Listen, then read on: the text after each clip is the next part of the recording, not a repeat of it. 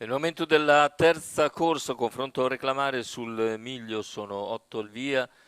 Lo schieramento 1 Panther Nord, 2 Virtual Victory, 3 Pericle Tab, 4 Turbine LP, 5 Vittoria Mark, 6 Vergnacco Jet, seconda linea, 7 Plutonio OM, 8 Tenastric sì. Virtual Victory, il favorito numero 2 Gianluca D20, principale alternativa Turbine LP, numero 4. Vediamo le fasi di lancio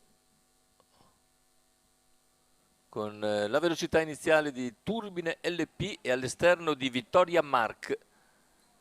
Turbine LP in vantaggio, Vittoria Mark attacca, si avvantaggia, passa a condurre, sfila in 100 metri, terza posizione per Virtual Victory, mentre dopo 200 metri in 14,8 è veloce Patrick Romano a spostare con Turbine LP per andare a rilevare al comando Vittoria Marche e guidare dunque.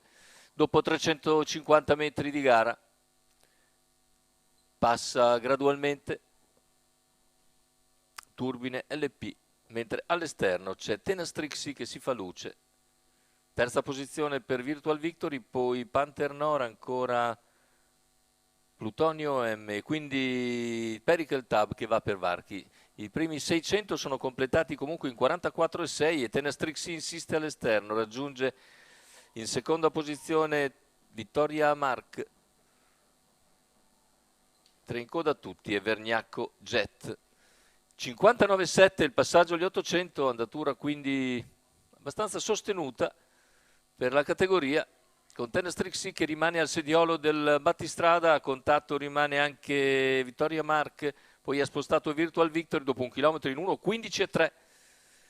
Virtual Victory in schiena a Tenastrixi mentre prova ad allungare Turbine LP quando Numero siamo a 6, 500 dalla Vergnacco conclusione. Jet, squalificato. Cavalli sul finire della piegata, ingresso sulla curva conclusiva con Turbine LP in vantaggio, è sceso in seconda posizione Tenastric, lo scatto ora però Numero di Virtual 5, Victory. Vittoria Mark, Virtual Victory scatta squalificato. deciso all'esterno e passa in breve per avvantaggiarsi, prendere margine di vantaggio importante all'ingresso in addirittura d'arrivo, ma prova ancora a tornare sotto Turbine LP, finale con Virtual Victory che vince nettamente, mentre per il secondo sul palo nettamente ancora Turbine LP, al terzo finisce Pericle Tab che piega Plutonio OM.